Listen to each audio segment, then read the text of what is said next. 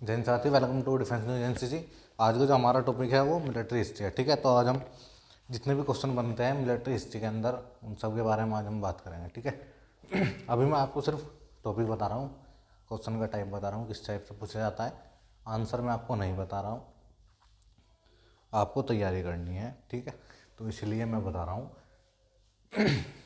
जैसे कि मैं बात करूँ, जो मिलिट्री हिस्ट्री में सबसे पहला क्वेश्चन पूछा जाता है वो युद्ध की परिभाषा पूछी जाती है, युद्ध किसे कहते हैं। ठीक है, नेक्स्ट है युद्ध के कारण, what is the causes of war. युद्ध के प्रकार, युद्ध के कितने प्रकार होते हैं, सब ये बहुत ही इंपॉर्टेंट है। तीनों लगभग पूछा ही जाता है, बी और सी में तो कॉमन है, पूछा जाता है। ठीक है, नेक्स्ट है हमारा, अब मैं उन टॉपिक के ऊपर बात करूंगा जिन पे आपको शॉर्ट नोट लिखना है, यानी कि लगभग 5 से 10 लाइन तो आपको लिखनी है। ठीक है, जैसे कि गुरिल्ला छापामार युद्ध, इसके ऊपर आपको शॉर्ट नोट लिखना है। ठीक है, नेक्स्ट है हमारा field marshal K M Cariappa, field marshal SHF Manekshaw. ठीक है, तो फील्ड मार्शल करियप्पा और फील्ड मार्शल मानेकशॉ, इनके ऊपर आपको शॉर्ट नोट लिखना है। इनका जो जीवन परिचय है वो अच्छे से पढ़ना है, इनके बारे में, उपलब्धियों के बारे में। ठीक है, वो सब आपको पढ़ना है। कभी कभी पूछ लिया जाता है इनसे लगभग कम से कम ये मान के चलिए आप 20 नंबर के आसपास पूछा जाता है। ठीक है, 20 नहीं तो 15 तो कन्फर्म ही है, क्योंकि लास्ट में पूछा जाता है। ठीक है, काफ़ी बड़ा भी हो जाता है कभी कभी इनका आंसर जो है वो, कुछ चीज़ें नंबर के ऊपर डिपेंड होती है आपकी। ठीक है, जिस हिसाब से क्वेश्चन का अलॉटमेंट है नंबर का, उस हिसाब से आपको आंसर देना होता है। ठीक है, तो उसी को। ठीक है, तो ये लिख सकते हैं आप। पहला युद्ध की परिभाषा, युद्ध के प्रकार, युद्ध के कारण। ठीक है, नेक्स्ट है हमारा गुरिल्ला छापामार युद्ध, field marshal Cariappa, field marshal Manekshaw ji. ठीक है, इन सब के ऊपर आपको शॉर्ट नोट लिखना है। ठीक है, ये हमारी एक तरह से डेफिनेशन है, जो छोटे में आपको लिखना है, ये सब बड़े हैं, बड़े में आपको शॉर्ट नोट लिखना है। नेक्स्ट है जो हमारा पहला विश्व युद्ध था उसके बारे में आपको पढ़ना है। सेकंड जो विश्व युद्ध था हमारा, उसके बारे में आपको पढ़ना है। ठीक है, आंसर मैं आपको नहीं बता रहा हूँ। ठीक है, जस्ट आपके टॉपिक क्लियर कराए जा रहे हैं, जो जो पूछे जाते हैं, कहाँ से पूछ लिया जाता है। ठीक है, नेक्स्ट है भारत पाक युद्ध, जितने भी लड़ाई हुई है अब तक, उन सब के बारे में आपको शॉर्ट नोट लिखना है। ठीक है,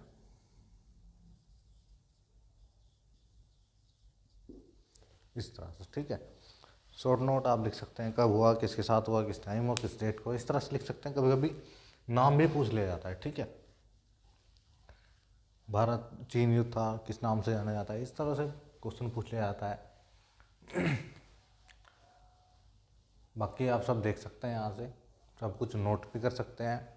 बहुत ही इंपॉर्टेंट है ये सारी चीज़ें, मिलिट्री हिस्ट्री में लगभग पूछा जाता है, और हमारा कॉमन सब्जेक्ट का चल रहा है। ठीक है, तो जो इनसे पहले हमने आपके सब्जेक्ट पढ़ाए थे वो सारे लगभग क्लियर ही है, और ये कुछ क्वेश्चन है, ये पढ़ सकते हैं आप।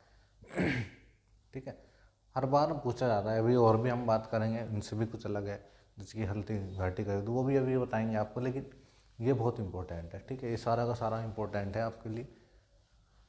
शॉर्ट नोट आपको लिखना है इन सब के ऊपर। ठीक है,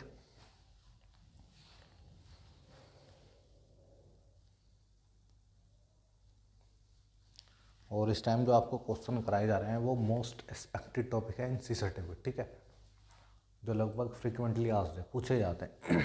जैसे कि सपोज करिए आप कि किस सेट में यहाँ से उठा लिया क्वेश्चन, ये रह गया, अगले पल के में यहाँ से उठा लिया, ये रह गया, इस तरह से रहता है। जैसे कि भारत पाक का है, ये पूछ लिए गए, वो छोड़ दिया, इस तरह से चलता रहता है। कभी कभी ऐसा होता है सेकंड विश्व युद्ध के बारे में पूछ लिया, फर्स्ट छोड़ दिया, इस तरह से चलता रहता है। ठीक है, तो ये मोस्ट एक्सपेक्टेड क्वेश्चन चल रहा है। ठीक है, और ये जो हमारे दो फील्ड मार्शल करियप्पा है और फील्ड मार्शल मानेकशॉ जी हैं, करियप्पा जी है, तो इन सब के बारे में आपको बहुत ही अच्छे से पढ़ना है। ठीक है,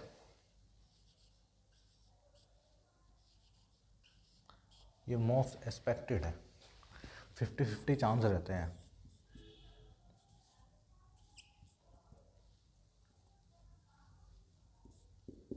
50-50 यानी कि एक तो पूछा ही जाना है, ठीक है।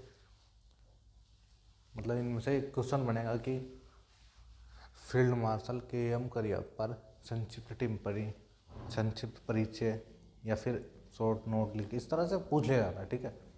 ऐसे ही ये है, इनमें से कभी कभी क्वेश्चन घुमा के पूछ लिया जाएगा अब तक कितनी लड़ाई लड़ी गई, भारत पाक युद्ध पर शॉर्ट नोट लिखिए, फर्स्ट विद ये जो वर्ल्ड वॉर था इन पर शॉर्ट नोट लिखिए, इस तरह से क्वेश्चन पूछा जाएगा, ठीक है। बाकी आप सब यहाँ से नोट कर सकते हैं। बाकी जो हमारे KM करियप्पा जी हैं, SHF मनेकशा जी हैं, उनके बारे में तो ज़रूर ही पढ़ना है, ठीक है। पूरे अच्छे से पढ़ लेना है, किसी भी बुक से पढ़ सकते हैं आप, नेट से पढ़ सकते हैं।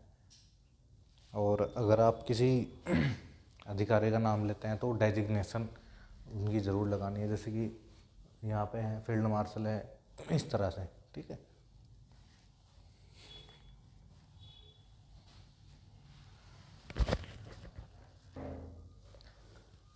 तो दोस्तों जो हमारा अगला टॉपिक है वो नेशनल इंटीग्रेशन है। अब मैं आपको एक्सप्लेन करूँगा उसमें किस तरह के क्वेश्चन पूछे जाते हैं, ठीक है। मैं आपको फिर बता दे रहा हूँ, ये मोस्ट एक्सपेक्टेड क्वेश्चन चल रहे हैं सी सर्टिफिकेट के लिए। आप सोच रहे हैं कि आपने तो सारा ही लिखा दिया, अगर आपको सी सर्टिफिकेट में अच्छे ग्रेड से पास होना है तो ये सब पढ़ना पड़ेगा, ठीक है। ऐसा नहीं है कि आप कुछ भी छोड़ देंगे। इसीलिए तो जो हमारा अगला क्वेश्चन है वो है राष्ट्र निर्माण हेतु आवश्यक तत्व क्या क्या है, वो लिखने आपको याद कर लेना है, ठीक है। मैं आपको कोई भी सोर्स नहीं बता रहा हूँ कि आप उस सोर्स से पढ़ें, किसी भी सोर्स से आप पढ़ सकते हैं, ठीक है। ऐसा नहीं है कि आप हैंडबुक से, आर गुप्ता से या किससे भी पढ़ें। आपको जहाँ कंटेंट अच्छा मिले, जिस बुक में आपको कंटेंट अच्छा मिले वहाँ से पढ़ें आप, ठीक है। नेक्स्ट है भारत में राष्ट्र निर्माण से संबंधित कारक, ठीक है। राष्ट्र निर्माण में क्या क्या सहायक है और क्या क्या जो है बाधा उत्पन्न करते हैं, ठीक है। उस तरह से भी पूछा जा सकता है क्वेश्चन, जैसे कि है राष्ट्र निर्माण की समस्याएं क्या क्या है, वो लिख देनी है आपने। राष्ट्रीय एकता की परिभाषा, राष्ट्रीय एकता होती क्या है, राष्ट्रीय एकता को विघटित करने वाले तत्व क्या क्या हैं, वो आपने पढ़ लेना है। जो वाला क्वेश्चन है इससे तो लगभग पूछा ही जाता है, ठीक है। राष्ट्रीय एकता में NCC कैडेट का योगदान क्या क्या है। नेशनल इंटीग्रेशन से संबंधित NCC कैंप, कौन सा कैंप है, कैंप का नाम है NIC, और अब ये स्पेशल NIC हो गया है। और एक भारत श्रेष्ठ भारत,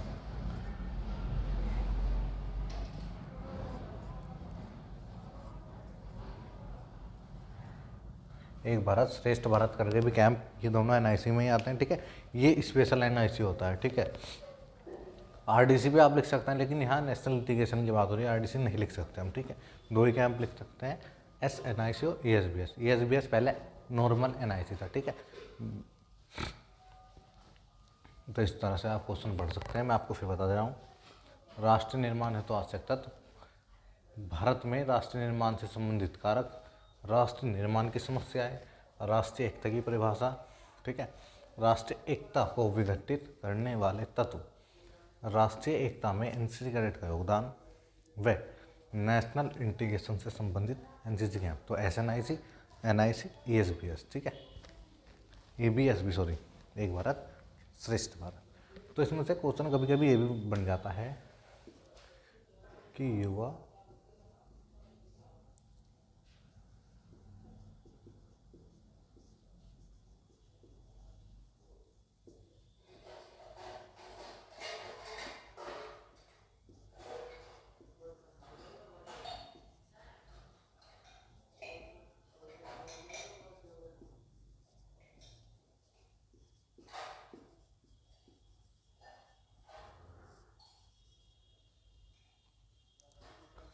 कभी कभी क्वेश्चन बन जाता है कि युवा राष्ट्रीय एकता या फिर राष्ट्र निर्माण में भी लिख सकते हैं,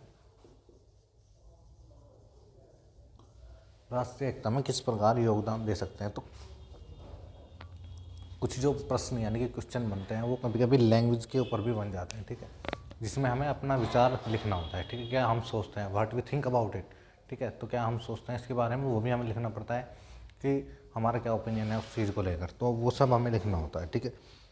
उन क्वेश्चन के बारे में भी अभी हम बात करेंगे, ठीक है। अभी हमारा ये नेशनल इंटीग्रेशन पूरा हो गया है, मिलिट्री हिस्ट्री अभी करा दिया है, तो इनमें से पूछे जाते हैं, ठीक है। अभी उसके बारे में भी बात करेंगे, लैंग्वेज वाले, पब्लिक स्पीकिंग, जो हमें अपना विचार लिखना होता है कि हम क्या सोचते हैं उसके बारे में, हमारा क्या नज़रिया है उस चीज़ को लेकर, ठीक है, वो वाला। तो अभी हम उसी के बारे में बात करेंगे। पहले आप ये सब नोट कर लीजिए, फिर हम बात करेंगे, ठीक है। और ये मोस्ट एक्सपेक्टेड क्वेश्चन चल रहे हैं।